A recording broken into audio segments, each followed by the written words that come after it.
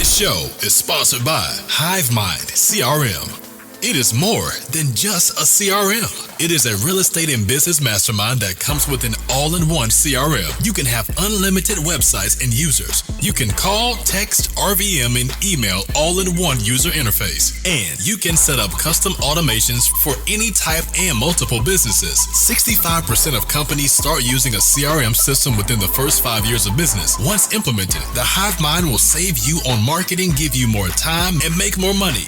One of our users had his first $100,000 month using our system in June. We want to see you automate and accelerate your business. Text us at 210-972-1842 for future meetings and, of course, to get our $1 course on how to make more than 6 figures on one land deal. You can schedule your free demo today at HiveMindCRM.io.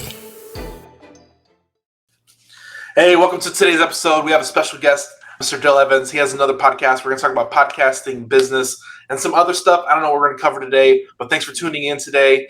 Please spend a special welcome to Mr. Darrell Evans. Here we go. So, Mr. Evans, where are you from? I'm not going to call you Mr. Evans. This is like the second time I've done this before, and I feel like a little kid. I'm like, Mr. Evans, like a teacher or something. Yeah. You know? All right. Darrell, so what part of the country are you from? And tell us a little about what you do. Yeah, I'm from Las Vegas. Daniel, thanks for having me. Born and raised Las Vegas, Nevada. I've lived outside of Vegas for a little bit, but this is where I call home. And what I do today is co-own a digital marketing agency. Let me rephrase. I own a digital marketing agency now called Yokel Local Internet Marketing. And the last 12 years, we've been helping small and mid-sized companies with their customer acquisition model online, transitioning them from offline to online and helping them grow and scale. Okay. We're going to cover a couple things. So Las Vegas, it is hot. I live in the desert and it's hot over here. Like you see the videos of people cooking eggs outside. And I'm like, these people are nuts. Yep. So I was laughing because I moved to Southern California 2 years ago, and my first summer out here, my wife was pregnant. She was like, "I want a McDonald's Coke," and it's literally right around the corner. So, side note, I drove over there, and it was 116 degrees, and I was like dying. And like by the time I got to the drive-through line, there was a waiting, and I'm like, "Can I have 2 Cokes? Because I'm gonna need right." By the time I got home, ours just melted and stuff, and my AC never kicked on, and it was terrible. So yeah. I don't know if I ever lived in like Vegas, but it's hot. Yeah, it's hot, but it's dry, and this year we've actually had a real monsoon season, so it's been a cooler summer than many gone by. So it's not too bad. No, it's good. It's good. So how long have you been an entrepreneur? Because a lot of people like I'm an overnight success, and that's never happened. Yeah, no, great question. Yeah, it's just not the way it works. Some may get lucky, but I started my first entrepreneurial venture when I was 19, when I was sophomore in college, and but I probably would say that the more formal entrepreneurial ventures really started around 2000. So that would put us at 22 years. But technically, I did run 2 businesses when I was in college. You would call those side hustles. A lot of people called, those were not full-time gigs because I had other full-time things going on. But I did cut my teeth, 30-something years ago, 30 couple of years ago. And I really want to hit on that because a lot of people it's just like, it's so like, it's a dream everybody aspires to have, but like few people make it and they fall off after years or 6 months or 3 months. And like, what's the one thing that you can tell like a new entrepreneur to stick around? Focus. One of the problems that I had, even a couple of things, actually, if I could. Number one was believe in the thing that you're doing. Okay. And I say that a lot of times we start something because we think it's something just to make some extra money. But I think you got to believe in what you're doing and why you want to do it.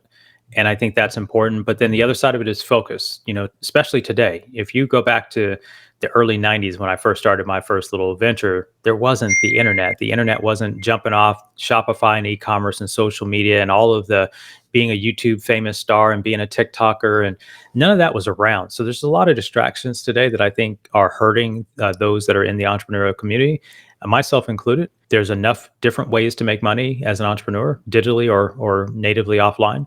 And I think the one thing is focus. I spent a lot of time trying to get my clients to stay focused. I spent a lot of time and energy myself trying to reel myself back into focus, because entrepreneurs are big vision thinkers and we always think we can conquer the world, and we should just try to conquer our backyard first, and then try to expand out a little bit. And that's it takes discipline to stay focused. I really want to hit on one of the things you said, as far as like, I think it really helps with burnout, because like if you don't believe in it, that's what you said. If you don't believe in what you do, you will burn out quick, because 100%. burnout's a real thing. Yeah, 100%. Yeah, it's not the only reason for burnout, of course, but there's all kinds of things that can lead to burnout, right? Trying to do too many things at one time, trying to believe that you're better at certain things than you're not, and not really spending time in what I call your superstar DNA, and then finding the right team members to run alongside of you, whether that's a co-founder, whether that's, virtual staff or staff. But yeah, the one thing you got to be clear on when you're starting a business is the problem, your desire to solve the problem that your product or service solves passionately, right? When I started, let's just go back to starting the agency, 2008, 2009, 2010, everyone knows what happened in the world of finance and real estate and Wall Street. The world's in a recession. And, what makes me pivot from what I was doing then to do this? Well, I had a unique experience where I started digital marketing for my business at that time in 2003. So I had a 6 or 7 year run before this, when the recession really set in. And I was able to see a lot of businesses struggling and being turned down for financing and capital, which is the world that I lived in, when they had perfectly good businesses, but the industry tipped over and they didn't know how to pivot their marketing. They were still running $5,000 a month back of the phone book ads. They were still running $5,000 and $10,000 a month TV ads. And I'm like, did you know about this little thing called Google? Did you know about, right? And so I found it as a great opportunity, not just to do the thing called digital marketing, but to help businesses grow and recover through that recycle period or that recession period, and develop skills and or strategies that they just didn't see and they weren't ready to adapt to. And of course, now 12 years later, everybody's mostly in the game, but I'm passionate about small business and entrepreneurship. And so to see a lot of small business clients at that time that I had in my database struggling was something I felt very passionate about. Solving. I felt passionate about solving it. No, it's crazy to this day that there's still people that don't know, like, Google's a thing. Like, you can get a website. Like, come on, bro. It's like business 101. Get a website, get your social media channels, and just hold on to those. I know. Yeah. But it's kind of, and like I said, you still have to baby step people sometimes, because they just don't understand that. Well, there's something that I learned in college, and it was, I don't remember what class it was in, but I learned about the diffusion of innovation. Anyone listening to this could Google this and see this bell curve. It's a typical economic sort of bell curve that you would see, but what it was labeled, it was about product innovation. And whenever something comes out or a new product or technology comes out, you'll see a small percentage of the people that'll be called innovators. It's a low single digit number. Then the next column on the bell curve is someone they call early adopters. I think that number is around 12 or 13%. So 3 to 4 or 5% are innovators, people that are willing to jump in before the waters are even tested. Then there's going to be this group called early adopters. Early adopters is where I like to say, I think I fit in most of my life as an early adopter. There's certain things that I'll be on the rest of the curve. The next category is called the early majority, which is roughly a 32% group or percentile of the population. There'll be another 32%, I think, on the late majority. Now the bell curve has tipped over. And then you've got a category called laggards, people that things have come and gone and they never knew they existed, right? And they're in that laggard category. And the fact of the matter is, we as consumers are all behaviorally on this curve at some point or another. I think about my late grandmother, who passed away some years ago. And I remember when the cable company finally decided you can no longer have analog cable and you had to go to digital cable. And they turned off her cable because she was like, well, mine works fine. I don't need the new one. And they actually shut it off because the analog was done. And I was like, Nanny, we have to get you the other box. It's not because the other one wasn't working. They just don't do that no more. So she, rest her soul, but some of us, and we all understand in marketing that everyone's not ready.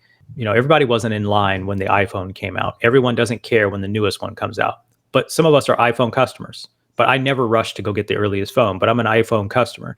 So everyone's on this curve. And I think that's what's interesting about business and growth and marketing, and just figuring out where you fit on the curve and then where people around you fit on the curve. To the point of businesses, there's lots of businesses that are still on that late majority and even laggard, to the point of your website conversation. There are some that have discounted YouTube and Google ads and all these other things. So we could go on and on about it, but that's the reality of the world we live in. It's such a weird reality, because I'm in the digital space as well, and I'm like, I produce a lot of digital content, so I'm everywhere. And then other people are like, yeah, I'm just gonna hide behind the camera or hide behind something else or hide behind the graphic or something. And I'm like, you gotta sometimes put a face on it, and people will respect it more. Yeah. And here's the funny thing. Look, I've got clients that are 8-figure companies and they have no social profiles. They're not active on LinkedIn. So the reality is you can still build a 7 and 8-figure, 9-figure business without social media. Let's be clear about that. So I don't buy into the hype, because I've seen enough cases of this. I remember a company that was doing about $80 million a year that we worked with, and they came to us for some digital work and getting them ramped up with online lead generation. But their business model to get to 80 million had nothing to do with digital. It had to do with acquisitions. It had to do with trade shows and all the old school traditional things. So you can't say that 80 million is a small revenue on the old model. And they were still doing that model up until I think they hired us in 2017 or 2018. So, I don't say that someone has to do something, but if there's a problem you're trying to solve, and I think the solution that we have available can be one of those solutions, then I present it. I don't convince people. I just help them do the thing that they already believe they should be doing. So when they decide they should get their digital presence more tight, fine-tuned, when they need a better strategy for lead generation online, when they need to be more present on social media, we just insert our products to help them do that. So I don't try to convince people, though, that they have to. If you don't want a website, fine. Good luck with that, but fine. Wow, that's crazy. So you're working with large corporations that are looking to pivot into digital marketing space. Small. We work small all the way up. The call I just had before you and I jumped on was a math tutoring organization that's a one-man shop. Wow, look at that. The methodology applies. Our methodology applies to whatever size organization. Obviously, the budget to scale is going to be different, right? But the methodology applies to every business on the planet. I've proven it for 12 years. I first thought it was an anomaly when I started doing it myself through a couple different businesses that I had. And now that it's digital, and now I'm 12 years later, and we've got case studies galore, the model is about consumer behavior. It's not about technology. It's not about social media. It's about how do consumers purchase things when they have decided to solve a problem with the product or service that you happen to sell. It's about consumer behavior. It's about owning the buyer's journey and just inserting yourself into the journey where appropriate. To me, I don't, that's the reason why it works for the one-man band, or it works for an $80 million company. So are you doing different strategies for different markets based off of where the customers are? Because this is how you got to go where the customers are, per se. Yep. So like if you're the math agency, you might go to YouTube, because there's a lot of people trying to learn stuff on the education side. So they might go to the YouTube side 100%. Whereas a large corporation, they might need a combination of all these things, right? Yeah.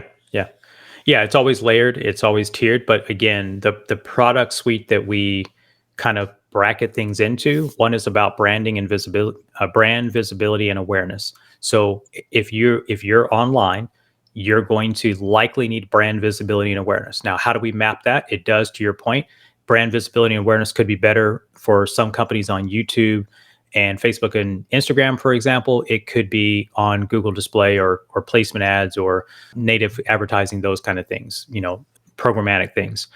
But ultimately, there's a brand and awareness and visibility component. There's a lead generation and acquisition component. And then there's an optimization and scale component. And not everybody plays on all three of those tiers. But generally speaking, we're a holistic solution provider, which means we're going to try to put a light version of it for maybe that solopreneur together, or we're going to maybe go full in with, but we want to make sure we're covering all three of those components, right? Brand visibility and awareness, lead generation, acquisition, and then optimization and scale. And all of that is what has been our sort of formula, refined over the years, but that's what matters to us when we're trying to help a client get to the next level. So have you done anything with radio and TV? No, radio and TV. In days gone by, I did everything else. We didn't do a ton of radio and TV. However, I have radio and TV partners, if you will, people that if radio and TV makes sense, which I don't discount radio and TV if that's the right place. I'm in a conversation right now with a media partner that I say media partner. They're not partners to our company, but we'll refer them to a media agency if they need TV and radio, even billboards. That being said, we stay in our lane. So we stay in our lane. And if a client needs something outside that lane, we'll try to make an introduction. And we do that without a reservation to the fact that there are other things they may need besides what we do. We stay in our lane though. Gotcha. So you're doing mostly everything else besides the big radio and TV. Because I was laughing because we just did radio ads for like 3 weeks and we didn't get any results. So we're like, it was a personal insult of mine that I want to learn something about. Yeah. So if we think about radio and TV, right? And for the years and years, mind you, I started in the 90s and those were options. And I remember even running newspaper ads, right? Newspaper ads, classified ads. I even ran half pagers. I don't recall if I ever did anything in the phone book, but I definitely did magazine advertisements in the niche that I was in. And so when I started, did tons of direct mail. That's how I cut my chops with copywriting, was direct mail and direct response. That was where I really got my thing done. But if we think about TV and radio, what do we expect from a television or a radio ad, right? We expect brand awareness, visibility, and impressions. We expect to get those 7 to 12 to 15 touches with consumers in advance of them possibly needing what we do. Sure, if there's a small fraction of people that might need it the day that they hear your message, you possibly can get a conversion, but you didn't ever call the media company or the radio company and say, what was my click-through rate on the ad? You didn't say, right, how many conversions did I get on the website? No. You bought media for impression share. So how do we duplicate that now digitally at a fraction of the cost is what we figured out. We figured out how to duplicate TV, radio, and billboards with social media, specifically Facebook, YouTube, and Instagram. And it may get there at TikTok. And again, those are the three that we play on. Twitter, LinkedIn, and TikTok. We're exploring TikTok, but we don't know if it's ready yet for this strategy. But that's what we did. We replaced TV, radio, and billboard with what we do with Facebook, Instagram, and YouTube. And then, of course, the media creative is slightly different than a television ad. And the goal is brand impressions, awareness, and engagement. That is always going to lead to higher ROI when you start the lead gen and acquisition component. So that's how we substituted it. So I'm not a fan of TV, radio, and billboard. I just didn't do it, but I know where it fits into the buyer's journey, and I know where it fits into scaling a brand. Yeah, we'll test the waters, and that was one of the things. Let's try it out, see what happens. But I'm sure we got the visibility, but no sales. Right. See, the reason I like Facebook, Instagram to that point, the reason I don't like radio and TV for this reason only, is there's no way to retarget the person who was engaged. There's no way to go back to, and you know this as a marketer, right? What I love about Facebook, Instagram, and YouTube is based on the behavior of the viewer, based on the behavior of the audience who saw the ad, clicked on the ad, watched the video, liked it, commented it, or shared it, or saved it, or all of the other metrics of engagement. You now have a way to distinguish by behavior who was or who was not interested in that specific ad or creative. That then informs our process, right? That informs us. And that's my knock on radio, TV. Even when I talk to our media partners, I'm like, hey, my clients want return on investment. They want leads and sales.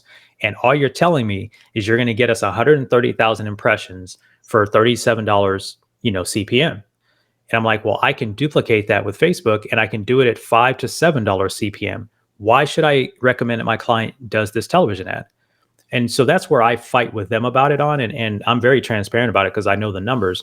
I'm not saying the television ad's bad, but if my client has a limited budget, I'd much rather get them a $5 to $7 CPM for the same objective than spend that much money on in this case, it was streaming TV ads in this case. So I have a good question for you. So I'm sure you've heard of the Apple privacy stuff that's happening, and it's cutting out Facebook's pixel and monitoring. Have you seen effect from that from Facebook and Instagram ads?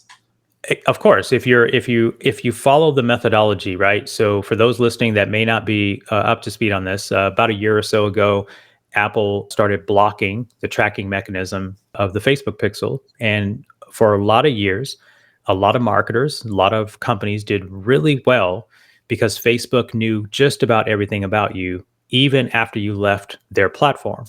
And so Facebook or Apple, sorry, blocked the cookies. And by the way, it's coming down the line for Google as well. Google's cookie stuff is changing, I think, in 2023. But marketers got lazy and they were using just the Facebook pixel to do all the work.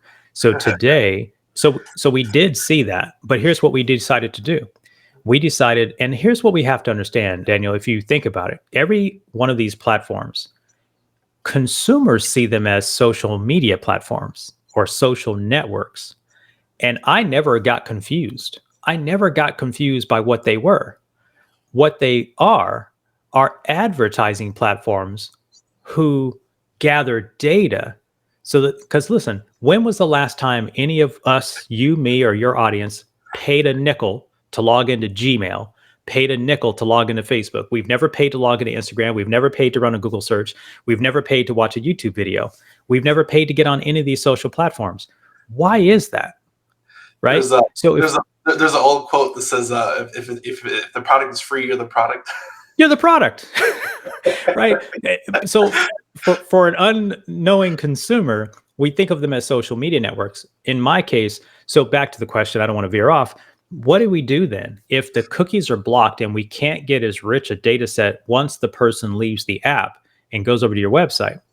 Well, we do things like keep them in the app, right? And Facebook has figured out how to keep people on the app and get us a better conversion, in some cases cheaper than actually going to a conversion event on a landing page. I'm not saying landing page conversions are bad. I'm just saying that when things change, you have to change. The one thing that I remember, one of the most impactful quotes that's ever affected me, and I'm reminded of it all the time, is from Dr. Wayne Dyer, who's since passed. And it's when you change the way you look at things, the things you look at change. And so I'm always willing to change the way I look at things today, even if I looked at it different yesterday. So I never get bothered by Google algorithm updates, and then we have some issues with our SEO. I never get bothered by Facebook's algorithm changing with organic reach. All those years, the minute Facebook went public in 2013 or 2012, whatever it was, I knew the organic game was over. All of this talk around TikTok and all the organic reach, get it while you can. I'm not saying don't get it while you can. Go get it while you can. But they will eventually start showing you ads in abundance because they won't be able to monetize. They've got to find a way to monetize. And of course, my thinking, I'm just thinking ahead, is that they're going to have to get to where the video platform is going to be comfortable with 5, 7, 8, 10-minute videos in order to run enough ads to monetize the platform, right? So in my mind, none of us are going to tolerate ads showing up on a 12-second viral video. No one's going to tolerate a video ad showing up inside of a 30-second or even a 1-minute clip. Mm-hmm. I think they're going to be moving towards what YouTube is, and we're all going to have to get used to that. Right now, get your organic reach while you can, but it's not for you. Get it while you can. But at the end of the day, your job is to figure out how to advertise to your consumer and what is the platform really trying to become? And my opinion in my early research of TikTok is that it's becoming a bit more of a search engine like tool, and it's helping you find more of what you're interested in as opposed to an Instagram algorithm, right? And definitely not a Facebook algorithm, because Facebook just shows you anything. But anyway, we're not here to get into all that. But as far as Apple's concerned, if your folks are listening to this and they're advertising, you've got to get better at your in-app conversions. You've got to get better at your in-app engagement, audience building, and conversion there. And it doesn't mean you shouldn't be sending them out to your website, but if you're sending them out to your website, you're going to have some problems as it relates to Apple devices. I really like what you said, because like I guess I know a little bit about a lot of things, so I'm like all over the place with things, stuff like this. But I'm actually glad you said that, because I see in the Facebook like in-app campaigns, I'm like, this is weird. I'm still new to this game compared to you. Like I said, I've only been doing this for maybe a year or two. So I'm like, it didn't make sense to me, but it makes sense to me now that they want to keep them on the app. So they want to literally lead pages and lead forms to have them actually convert better. That was my gem for the whole conversation right there. No, that gem was I didn't even say it, but that was the gem. Every app wants you to keep the customer on the app. The other distinction is when you change the way you look at things is remember every user, every customer, potential customer, prospective customer that you're trying to reach is not your customer. It's their customer. See, if you think about it that way, when I want to run Google ads with our clients and we do SEO and map optimization for local SEO, we realize that those are Google's customers, not our customers. So whenever they change the rules, we just adapt to the rules, right? If they change the game, they change the game. We tell our clients that the game changes all the time. It's my team's job to adjust to the new rules of the game. No different than a sporting event. I grew up playing sports and then I coached sports for a lot of years. And anyone who's ever watched a sporting event, their favorite team or not, whether you understand sports or not, you realize that a team prepares, an athlete prepares, if it's MMA or boxing or golf or something, they prepare for the start of the event against whoever the competitor is going to be. And in golf, for example, it's the course. It's not really the other players. It's the course they're trying to prepare for. The reality is every great team and player regularly has to adapt to game time conditions, right? They have to adapt to what they have happening in real time. And so I guess maybe being an athlete, realizing that our best plans in practice until Saturday and the kickoff happened and the team scored 4 touchdowns on us in the first quarter, all my Tuesday, Wednesday, and Thursday game preparation plans, they go out the window. And that happens with ad campaigns all the time. It happens with creative. It happens with messaging. It happens with landing page convert. It happens with all of it. And so if you're not up for that continuous process of improvement, testing, and measuring, right? Then you just imagine if a sporting event had no score. Just imagine that you should, right? They just didn't keep score, right? So a lot of people doing digital don't know how to keep score and they don't know how to score the things that matter.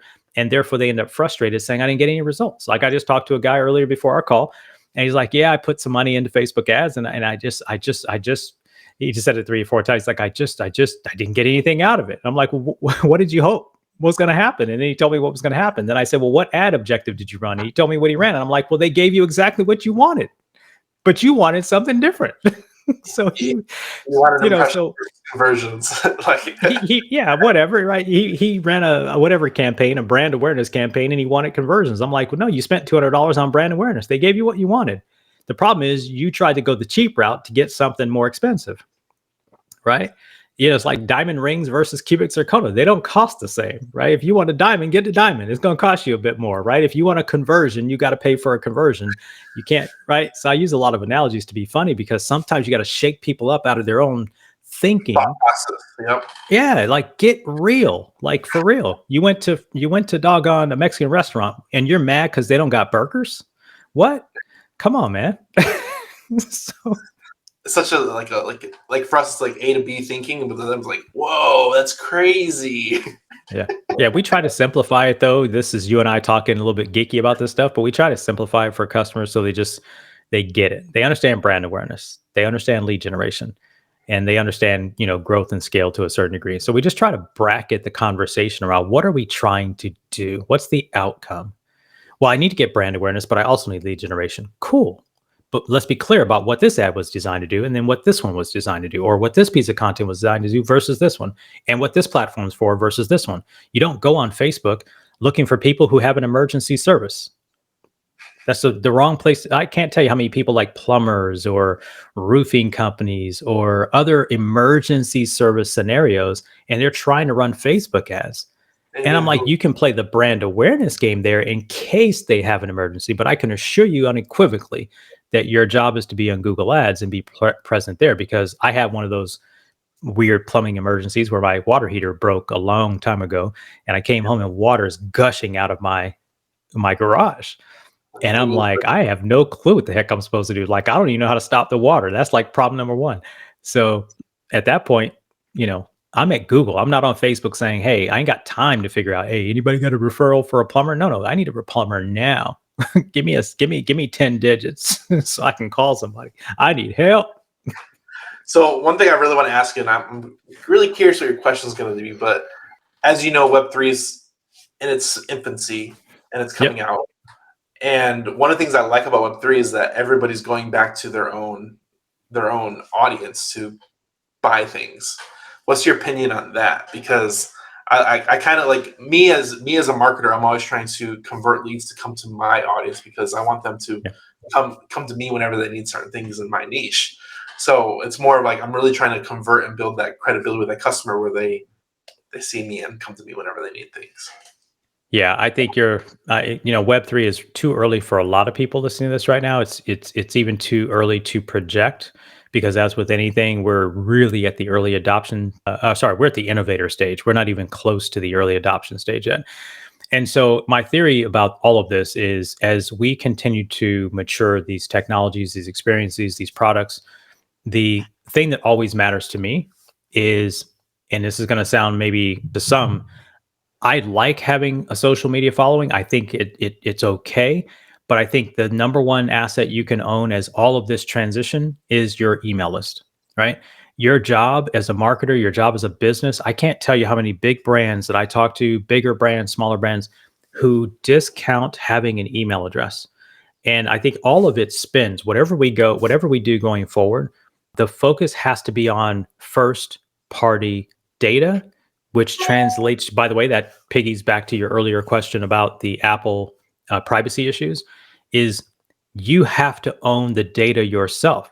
Stop relying on these platforms to own your data set. How do you introduce a Web3 technology? How do you introduce building a community? And right now, I think community is an under discussed topic in the world of marketing, but you can't build community on Facebook anymore. You got to own your data, right? So I think if anything, getting ahead of what will be Web3 and what possibilities we can use, it's about what kind of data set do we have, right? Are we keeping? I remember a client of ours had 55,000 customers, 55,000, and I think of the 55,000, and they had a call center. They were still doing the call center thing, and they didn't have maybe 10,000 emails, maybe. And they've been around 30 something years. And I'm like, here's what you need to do. This has nothing to do with digital marketing. I said, you must, as your call center calls back your donors, they were a nonprofit. As you call back your donors for the next round of asks, you should ask them if you can get their email address, and it's not so you can bombard them with donor requests, although they probably would rather respond to a donor request via email than take your call. But from a data set, how do you find more donors in the world of digital if you don't have the data, right? So those are the things that I think about, Daniel, is how much first party data do you have, which is first name, last name, email, phone number. There's obviously more you can go into, but how much of that do you own, whether they've transacted business or not? And do you have a rapport with those people? Are you building some sort of community, whatever that means to you, so that you have their ear and trust, as you mentioned earlier, right? Be the brand, build trust, establish rapport with these people, become a resource. I've been saying this for 21 years, I think, in a row. As a business, my job is to be a resource to the people who look to us for answers, whether they hire us or not. And that's an abundant thinking mentality, not I got to close a sales mentality. Yeah. Yeah, and it pays off in the long run. And like even you on the podcast, you're providing all this value. It pays off in the long run. Over time and distance, It pays off in the long run. I like doing these because I like learning from people like you. So stuff I don't know. And I say I don't know everything, but whenever I'm talking to somebody else, I know a lot. Yeah. Listen, this is all. No one has all the answers to this stuff. I'm learning something every day. The name of my parent company is called Can365.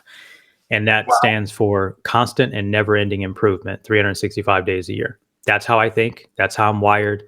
I don't sleep, and I don't pretend to know everything, and I don't ever pretend that I'm going to know everything. I just pretend that I'll figure it out. I'll get the resources. I'll get around the right people. I'll get the right coaching. I'll get the right support, and that's what my company stands for. So in digital, if we didn't have that attitude, we would be done, right? Because it changes all the time. People count on us. Here's your call to action opportunity. Okay, Daniel set up the call to action. So this is the obligatory call to action. Because if you're watching this on YouTube or anywhere else visually, you will see right beneath me that Daniel has queued up my website. Therefore, I will invite you, if you're interested in connecting with me, to go deeper in business growth strategy or coaching, head over to darrellevans.net, or you can find me anywhere on Instagram or any social network at Mr. Darrell Evans. There you go, Daniel. We have done it. We've paid the bills. It was such a candid conversation. I thought it was obligatory of me to actually like, hey, this is your call to action right here. I appreciate it. That's so fun, man. I love you, man. That's a good one. That's the first time that's happened where someone just popped it up and told me to do a call to action in the middle of the episode. I mean, you're laying right into it, and I'm like, call to action. That's awesome. But no, and like for everybody listening to this, this is really a marketing call. So I hope you're catching on the cues because there's a lot of open cues here. Yep. So let's talk about podcasting because I love this conversation. If you're listening to this, you're listening to this in the podcast because I like podcasting. So tell us about your podcast and how many episodes you're in, how long you've been doing it, all that good stuff, and what your podcast is about. Yeah, thank you for that. The podcast is called the MindShift Podcast with Darrell Evans, and you can find it wherever you're listening to Daniel's show right now. We started about 3 years ago, and the intent of the show was to really sit down and have conversations with entrepreneurs about their growth journey. I call it the journey from inspiration to realization, and then when life knocks us down, from breakdown to breakthrough. To me, that's the circle of life for us as either entrepreneurs or parents or just in life in general.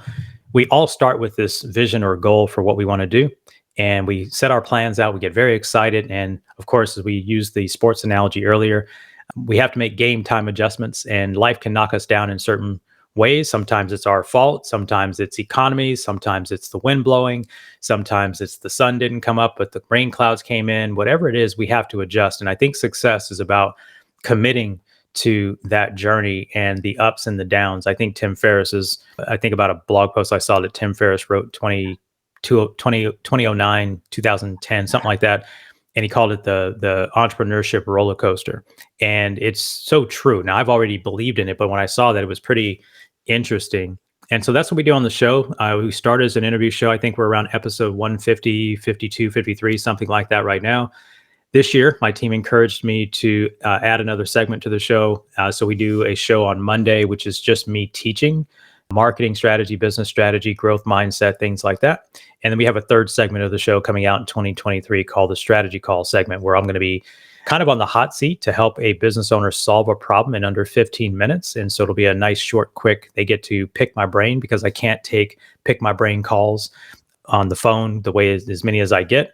So I want to build a community where entrepreneurs can come in and get some help and resources, and we can, whether they're ready to buy services or hire for coaching or any of that, it doesn't matter to me. I just don't want entrepreneurs out here struggling and believing things that don't work or struggling longer than they need to. So I just wanted to provide a resource. So we're going to be dropping that series in 2023.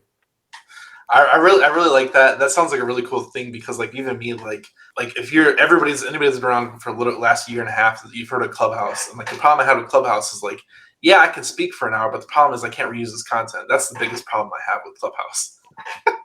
Yeah. So my thing is I'm with you on that. And I know some people were hacking their way through that, and it was too complicated for me to do. And I was just like, so that's why I went back to the comment on community. And I wish I would have started the MindShift podcast when I said I was going to do it. This is, again, things that have to do with focus. I said I was going to do it in 2016. I didn't start it till 2019 until actually one of my mentors called me out on it and said, stop talking about it when you're going to do it. And that sometimes you got to have someone in your face about stuff like that. So we did finally start it. And then I wish I would have done this. But again, everything happens for a reason and everything is for its right time. I'm seeing enough now where building a community where we can gather every month in a low friction environment and really help support one another. And again, a lot of people want to get on my calendar and I just can't do it. I get the free advice thing. Yes, I'm happy to do mentorship and things like that, but I just got to do it in a leveraged fashion. So we're going to be doing some things inside the MindShift community to address that and be true to what I said, which is being a resource to entrepreneurs everywhere. One thing I really like that I love that little networking segment. It's so cool how a podcast evolves and stuff you want to do evolves just because you're like, hey, this would be a cool segment. And you and your team seeing that credibility, that ability that you could do and provide. Because I love the thing. I love the idea. It's such a cool idea. I'm asking a community question because I think a lot of people that want to make an impact need to build a community. So what's your like 2 cents on community now that we're talking about it? Because I'm big on community as well. We have a big community, and I like that community aspect of it. Yeah, it's new for me. So I'll just share with you what I'm thinking about because it's not done yet. It's not even, the community isn't open, or should I say this particular new segment is not open. But the Sure. way I think about it is, I want a private community where people don't feel like they have to be distracted by 1,000 things. So we will not be doing it on the traditional Facebook group. We're going to be doing it in a private community app. And I want to be able to gather and host classes that are for learning and education purposes. The goal is, obviously, you got to start with building an email list, right? Because no one's going to just come and join your community, I don't think, unless you're a brand name that already has credibility. I assume I have none. So I'm going to invite people through the pain points that we will look to hopefully solve, put them on my email list. And if and when they're ready, we'll invite them to join the community. We'll obviously invite them on a continuous basis because we'll be doing live Q&As. And then we'll be doing, and if you want to participate, either as someone listening to the Q&A, or if you just want to be in the community to go through our monthly masterclass. So we're going to do a monthly masterclass on a topic of something that's working right now. And then also doing the Q&As. And those Q&As will be the ones that'll be recorded and linked out to the podcast. Boom. So you're making the community to produce the content for the podcast. It's bigger than that, but yeah, in a way. I mean, the community... Yeah, the community is going to lead to our live events and our coaching on that side of the MindShift companies. I also have toyed with the idea of partnering up with other podcasts to just build more of a media network, because I don't talk about all things in my world. And so what I have found is a lot of entrepreneurs, as we said earlier, get distracted and they need this. And so they go there, and then they need that. So they go there, and then they get that. The best benefit of me in the last 3 years podcasting is the network of great entrepreneurs that I am around now that have skill sets and talents and services that I know every entrepreneur is going to need that I don't deliver. And so we're looking at community from a holistic standpoint, not just Darrell as the brand or MindShift as the brand. It's like, no, we know they're going to need ops. They're going to need ops support. They're going to need system support. They're going to need, right, branding and creative support. And so for those that want to make sure that they're sort of surrounded by a group of people that can help support that dialogue, then that's kind of what the bigger vision is. I always say this, we're going to hold a live event for 4 days, 3.5 days, and I will not hold the stage for 3.5 days. I know some gurus do that. I'm okay if I'm not on the stage the whole time. I don't want to be on the stage the whole time because I want to just surround myself with other great entrepreneurs who have things to contribute to our community. And that's the platform that I want to build. So side note, we're actually doing an event this week, Thursday. We're doing an event this week in Florida, Fort Lauderdale, Florida. Okay. And I think I set up 30 minutes of speaking time for myself. I mean, my partner. Yeah. Same concept, right? Same concept. So I think we're aligned in that attitude. I think one thing that's really cool about business is that there's a lot of, when you start a business, you think you're all alone, but there's a whole community out there, and there's communities out there that are willing to help you and teach you and help you through the struggle, because it's a lonely world by yourself in entrepreneurship. And when I first started my first business, I had like one guy that I was talking about business, and that was it.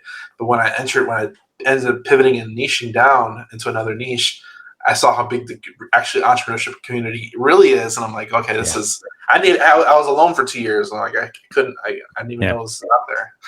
You'll burn out if you stay alone as an entrepreneur. And listen, I didn't get here. I'm coached and mentored and advised weekly and monthly, even at the level of 30. I just don't believe I'm that smart. I mean, I'm smart enough to go to the right places to figure things out.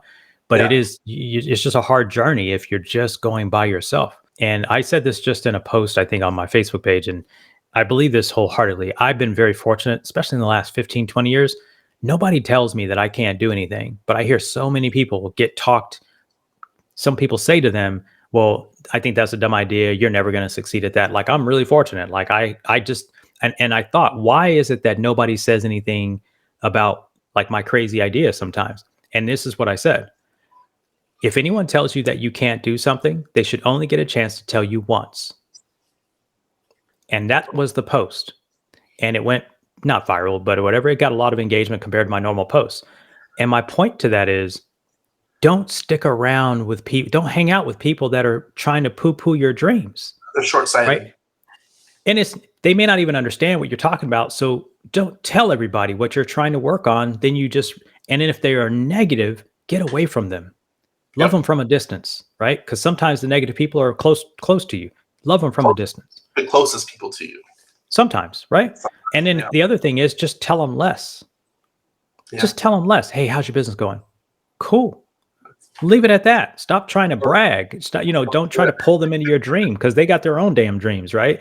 So, if someone ever says you can't do something, they should only tell you once. And I think that's why I don't have anybody around me that tells me anything negative, because if they did tell me, they only told me once and I forgot about it because I don't hang out with them no more. So this leads to my next question, which you kind of answered, but what is a quote that is yours or somebody else's that you resonate with? Oh, geez. So many. Like I said, change the way you look at things you look at change. Dr. Wayne Dyer. My podcast, the core message of our podcast and what MindShift does is shift your mind and you'll shift your results. I've been through a lot of crazy stuff. When you're an entrepreneur, you fail a lot. You're ridiculed a lot. You take a ton of risk. And I think the thing that I've learned that has helped me navigate all of it, and again, it's not pretty. It's not pretty. It's prettier on the outside than most people would realize on the inside.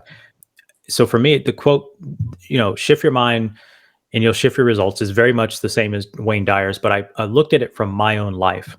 And, if I had to pick one other one from somebody that I think probably when I heard it, it probably meant that much to me back then, and it stuck with me, was something Tony Robbins said. I was in my early 20s, and he said, it's at the moment of your decision that your destiny is shaped. It's at the moment of your decisions that your destiny is shaped. And again, I've got, that one was pivotal for me because I was in my early 20s. I was making some reckless decisions. And, you think about, okay, at the point of decision is when I technically have shaped my destiny. Let's just do what early 20-year-old dudes do. They go out to parties and they drink, right? Some of them, right? So if you think about it, it's at the moment of the decision to take the drink that the destination is shaped. Now, it doesn't mean always, right? But that was impactful for me to start making better decisions about what I really wanted in life. And if I really wanted that, then I couldn't do that, right? If I really want this, then I can't go to the party. If I really want this, then I can't go to the club. If I really want this. And so you've got to get clear on that. And if I may share one more, and this is one for anyone who's going through a challenge, because this was one that, unfortunately I had a business bankruptcy, personal bankruptcy back in 2008, and it knocked me for a loop because I thought I did everything right. And on the other side of it, you could look back and say things I could have done differently. But in the moment, I thought it was going to take me out.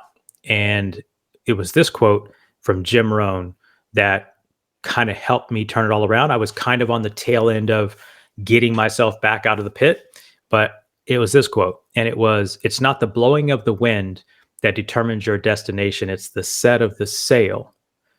And here's the key part. The same wind blows on us all. The wind of economic change, the wind of all, right? So it was like, it's not the blowing of the wind that determines the destination. It's the set of the sail. It was the last piece that got me. The same wind blows on us all. So in that moment, while I'm going through personal business bankruptcy and other things in my personal life, I'm like, yeah, I'm not the only one who went through this. Because I was sitting like I was the biggest failure on the planet in my mind, right? Yep. How did I let a company that was successful, a career that was successful get here? How did that happen? Like, how did I get here? And I couldn't wrestle with the dialogue.